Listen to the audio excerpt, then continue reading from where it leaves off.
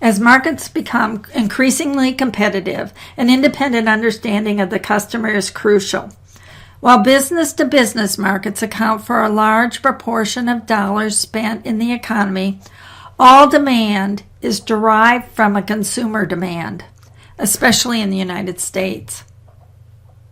This lecture will explore the buyer decision-making process and discuss its major stages. We will review some theories providing insight into psychological processes through which a consumer goes and which are translated into a certain perception of the person's need, a particular product, etc. Finally, the importance of understanding, building and maintaining customer relationship will be addressed, and key issues with respect to consumer satisfaction will be discussed as well. The processes of consumer and organizational or business decision-making are similar in many ways because they both involve people. Consumer behavior is the behavior that customers display in searching for, purchasing, using, evaluating, and disposing of products and services that they expect will satisfy their needs. The major differences between consumer and business buyer process stem from the formation of the purchasing process, the involvement of multiple buyers, and thus complexity of the decision-making in most organizational buying situations.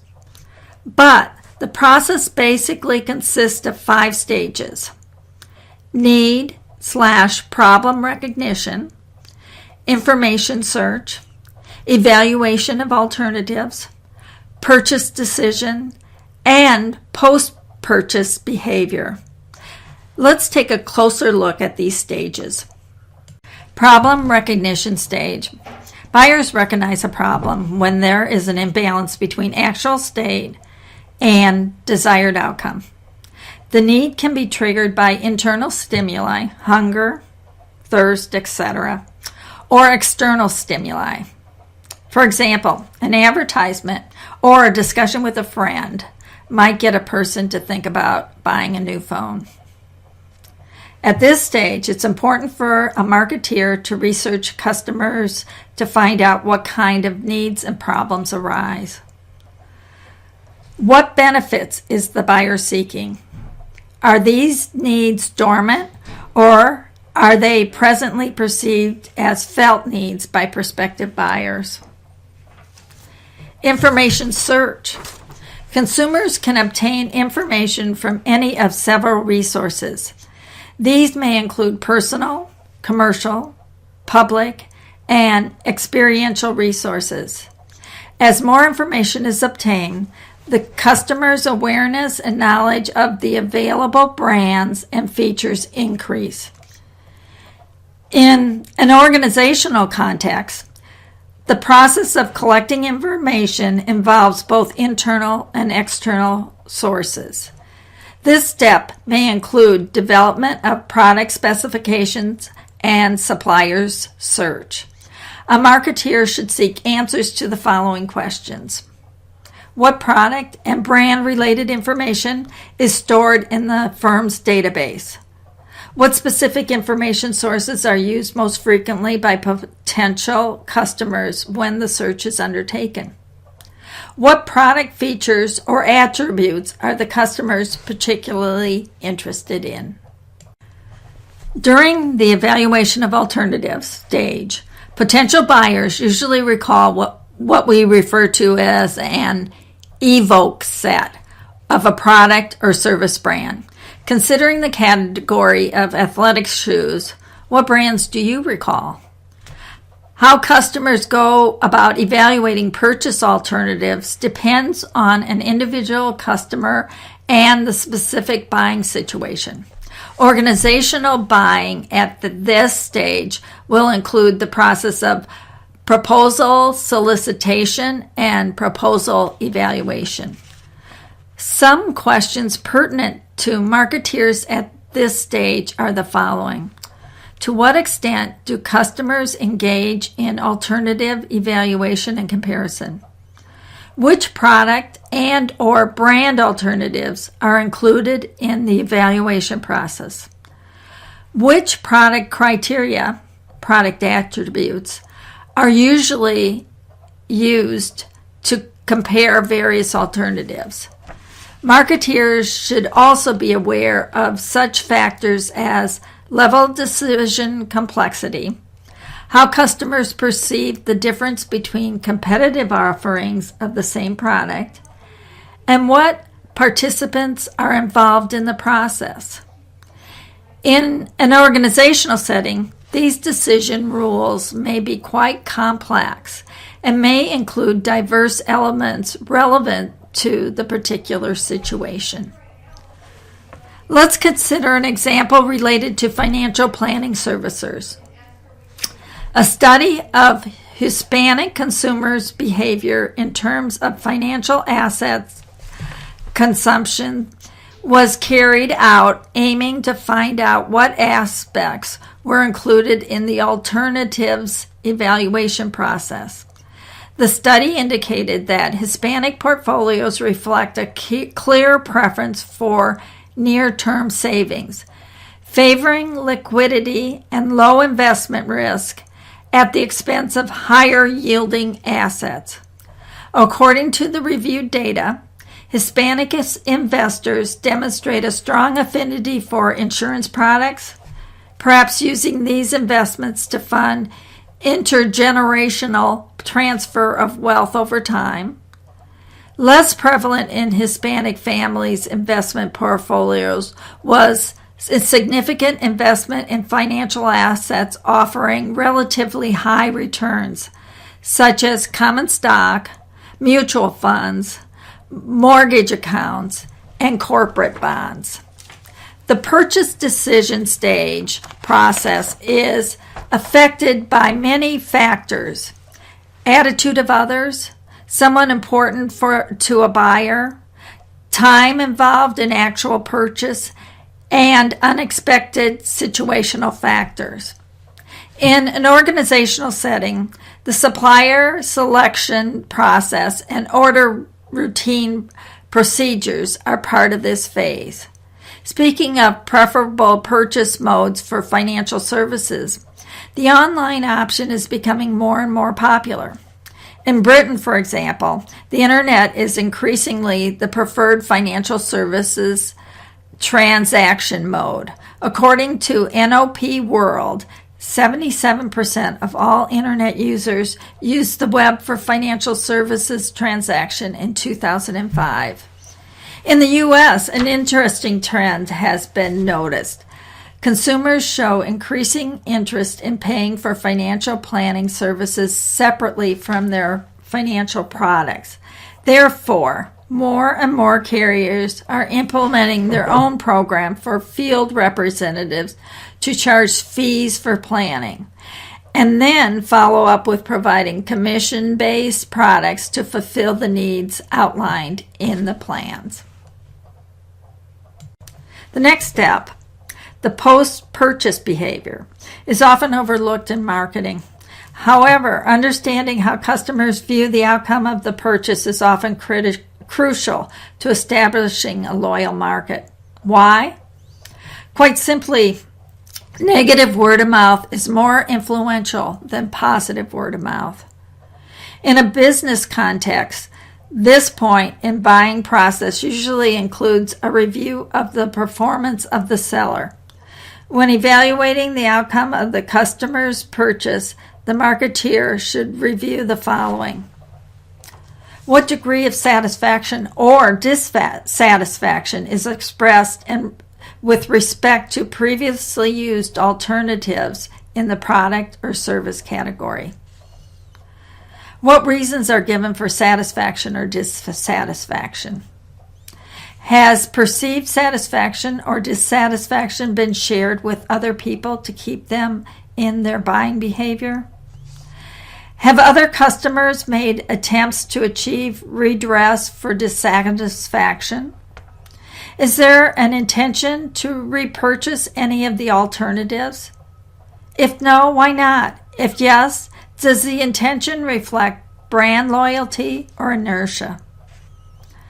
For example, in financial planning, customer expectation concerning return may impact portfolio allotments, which will likely impact satisfaction and dissatisfaction.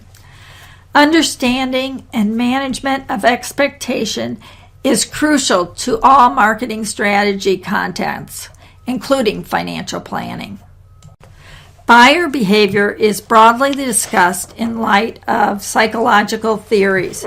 Let's review some of the theoretical concepts approaching a person's buying behavior, the factors of motivation, perception, involvement, attitudes, and process of integration and learning. Derived from theories of anthropology and archaeology, another popular perspective on motivation delves further into the need for self-expression in daily life. In short, you are what you consume.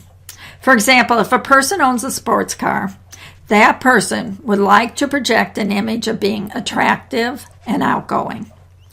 Self-image is the configuration of beliefs related to the self. Theoretically speaking, understanding the consumer's relevant perspective of self is important because they will tend to behave in a consistent manner. Actual self-image or private self involves those images that one has of oneself about which one feels protective. A customer's ideal self-image pertains to how and what customer would like to be.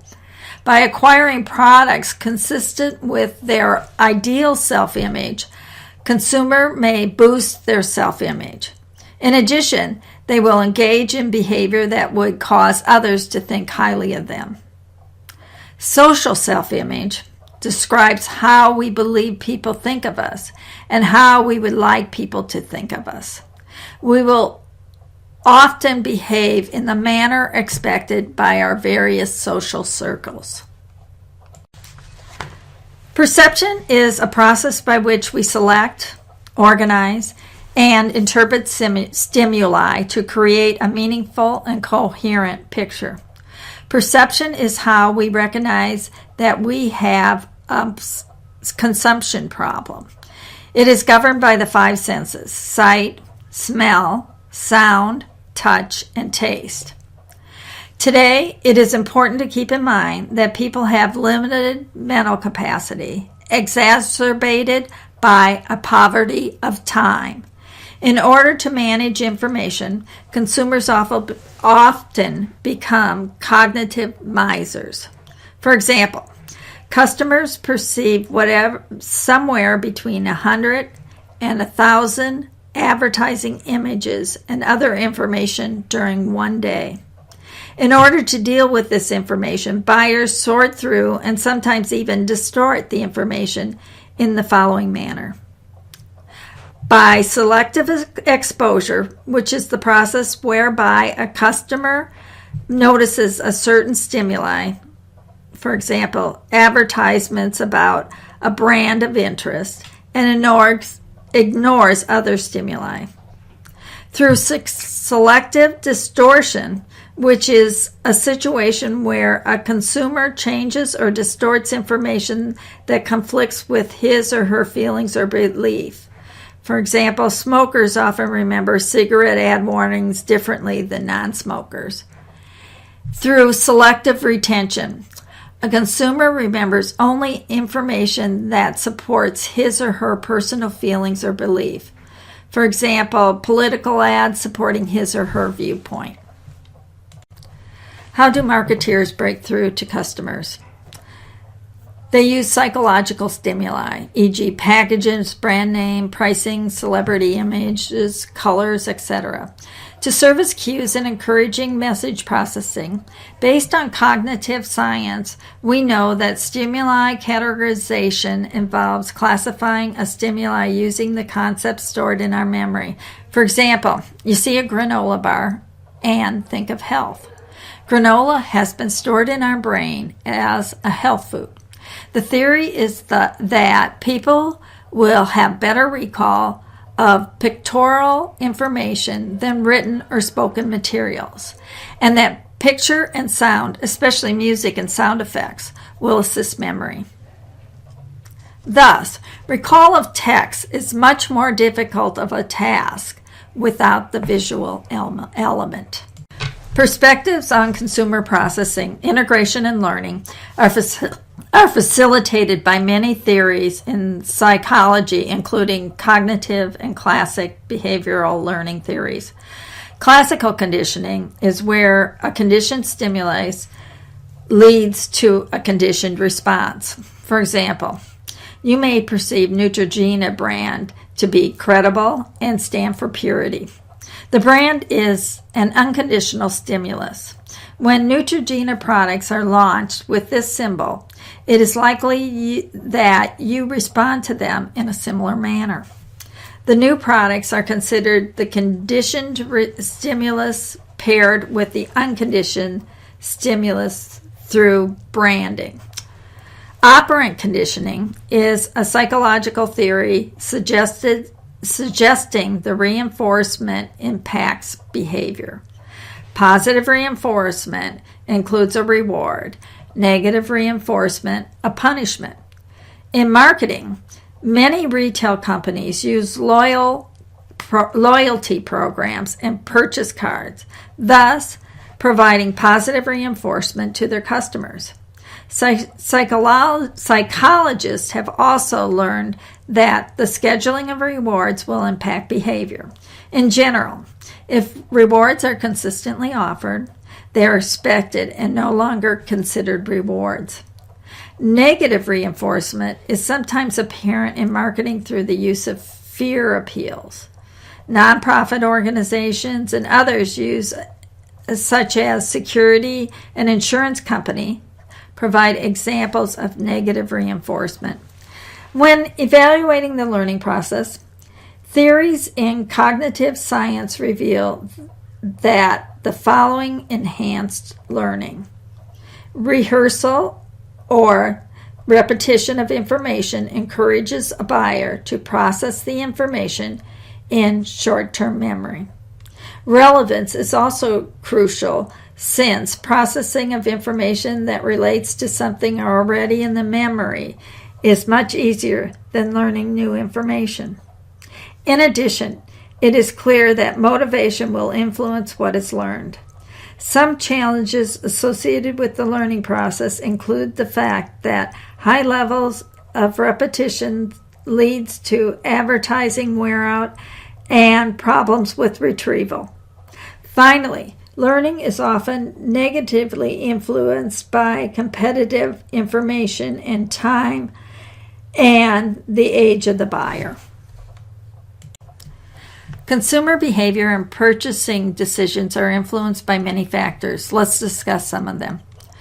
Cultural and subculture. Of course, the consumer behavior process does not happen in a vacuum. Cultural influences are crucial to understand.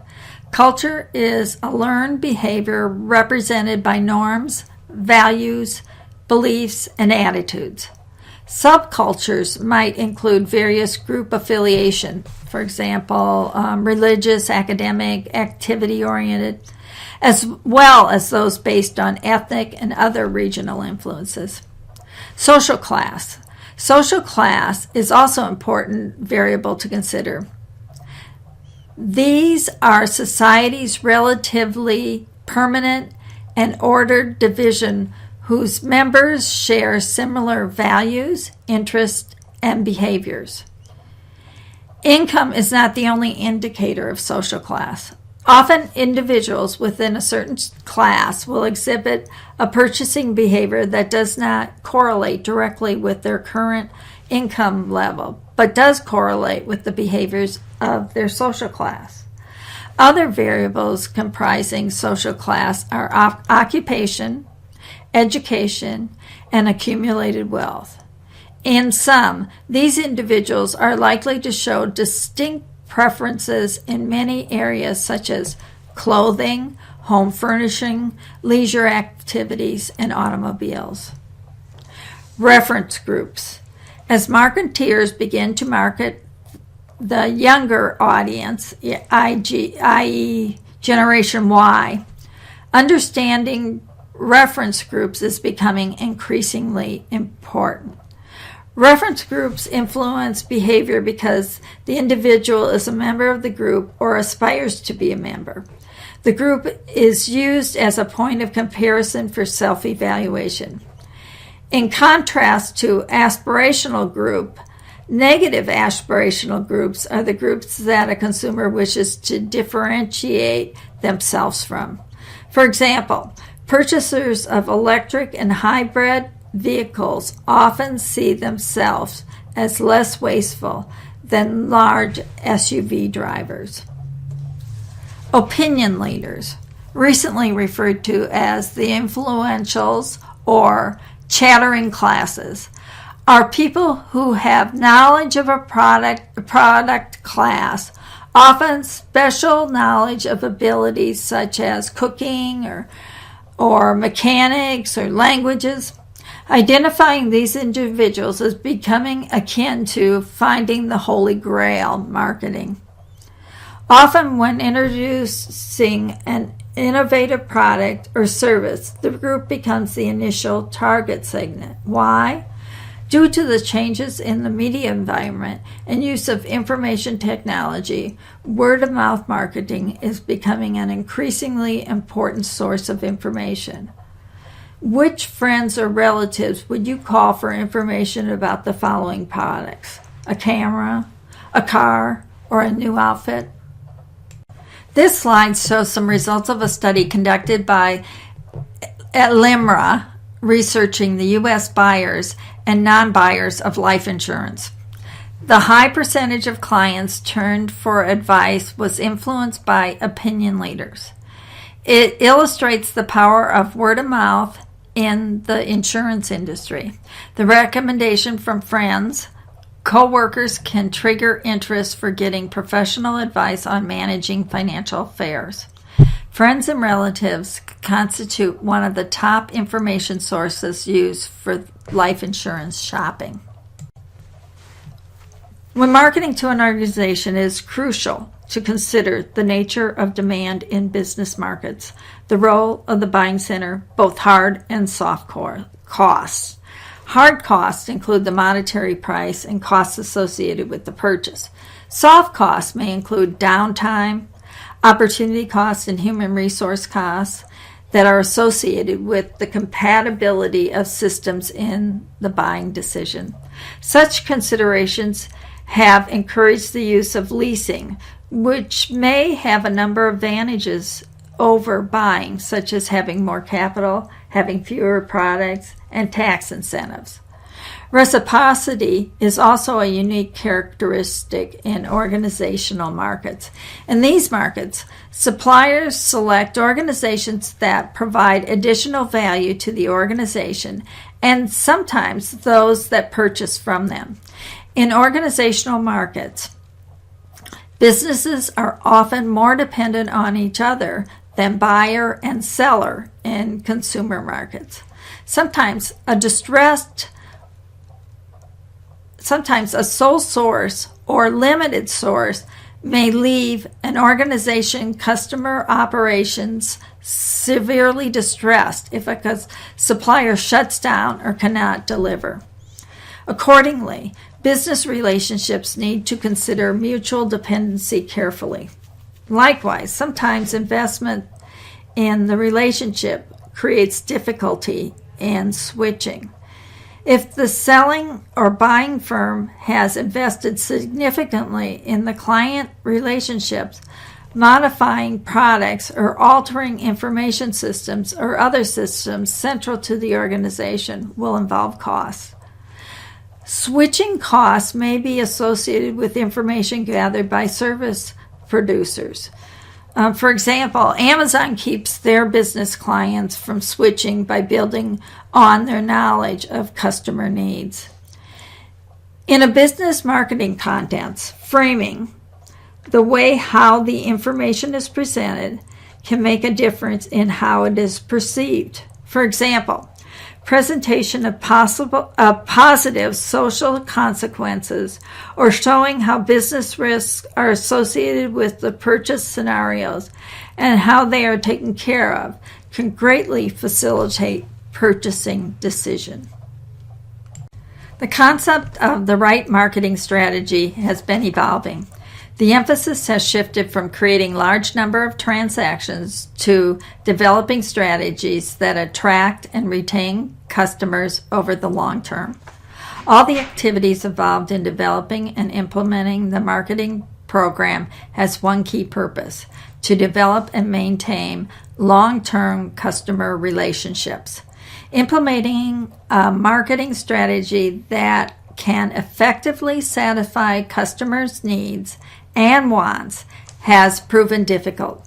Today's rapidly changing business environment poses more and more challenges, but creates opportunities at the same time. Customer Relationship Management, CRM, is defined as a business philosophy aimed at defining and increasing customer value in many ways that motivate customers to remain loyal. In essence, CRM is about retaining the right customers. Not all customers have equal value for the firm. The 80-20 rule works for many companies and industries. This rule says that 20% of the customers provide 80% of the firm's business profits. CRM involves a number of different stakeholders, including customers, those are end users of products and services, employees, they serve the customer's needs indirectly or directly, supply chain partners, they are an important part of the value delivered chain, external stakeholders, their support is important to successful customer relationship management. This group includes government agencies, nonprofit organizations, etc. One more note is on the role of employees. Today's fiercely competitive environment means that each player in the financial services industry is looking for improved sales results. But in their obsession with strategic alignment, mergers and acquisitions, new channel partners, and e-commerce marketing thrusts, decision makers often miss a fundamental point and may pay a tremendous price for the oversight. The most important and vulnerable link to their value chain is the performance of their people. Developing long-term relationship is a demanding and challenging process. This process calls for new approaches, changing the entire perspective of the customer. Maintaining clients is different from acquiring customers in so many ways. The slide shows examples of this new perspective. Customers are clients, acquiring one-on-one marketing, two-way individual communication, differentiated approaches based on individual needs, value-based pricing strategy, etc. The examples of issues and dimensions CRM implementation involves is illustrated in the case on how RBC Financial Group's Royal Bank has turned to CRM to help it learn its customers' preferences and needs. The management realized that fully understanding customer profitability and lifetime value and building personalized relationships through enhancement and streamlined CRM systems would be key to the bank's successful business. The relationship building process develops through several stages, and the CRM objective is to move customers from awareness to the point where a customer becomes a true advocate for the firm and its products. The slide shows the CRM goals and examples of marketing activities at each stage. To build relationship capital, a firm must be able to fulfill the needs of its customers by delivering good quality products. Quality is a relative term that refers to the degree of superiority of a firm's goods or services. Quality is relative because it can only be judged in comparison to competing products or when compared to some standards of excellence. The total product offering of any firms consists of at least 3 interdependent components. Core product, the part of the offering that delivers the core benefits desired by the customer. If the core product is inferior, the firm has little chance of success because the product will not meet customer needs. In service offerings, the core product is typically composed of 3 interrelated dimensions: people, processes, and physical evidence. Supplemental products, goods or services that add value to the core product, thereby differentiating the core product from competing product offerings. In many product categories, the true difference between competing products lies in the supplemental products. Most companies do not market products with the core product in mind. Instead, they focus on supplemental product attributes. Symbolic and experimental attributes. Attributes associated with image, prestige, and brand. Delivering superior quality day in and day out is one of the most difficult things that any organization can do with regularity. In essence, it is difficult to get everything right all or even most of the time. 4 key issues in improving product quality. Understand customers' expectations. Translate expectations into quality standards. Uphold quality standards. Don't overpromise. Value is a useful guiding principle of marketing strategy because it includes the concept of quality, but it is broader in scope.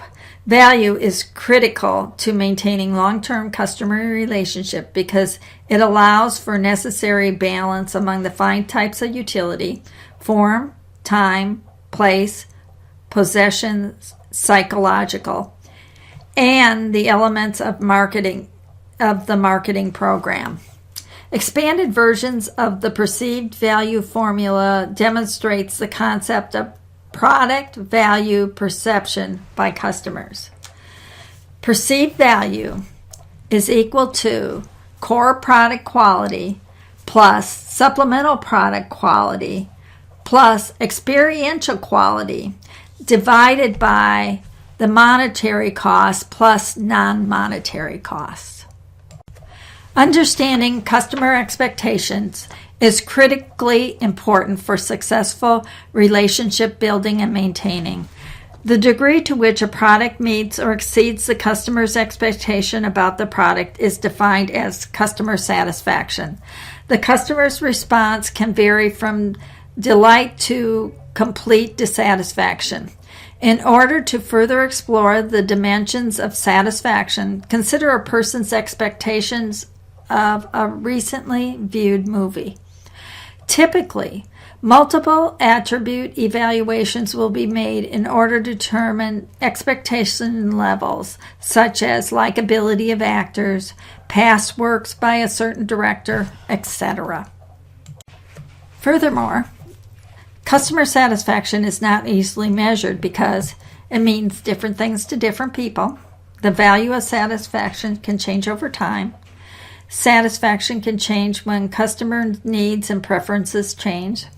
Satisfaction includes a social dimension. The experience of others may add or subtract from our own satisfaction. Continuing the previous example, have you noticed that how different opinions are about the same movie? Furthermore, enthusiasm for a movie may wane or grow over time. This may be due to shifts in lifestyles as parents begin evaluating movies based on their family-friendly nature as well as other criteria. In addition, you may find that the opinions of others may influence your own level of satisfaction. Cognitive dissonance is the stress associated with a purchase. It is the feeling of uncertainty about whether the right choice is being made. In general, both consumers and marketeers try to avoid cognitive dissonance.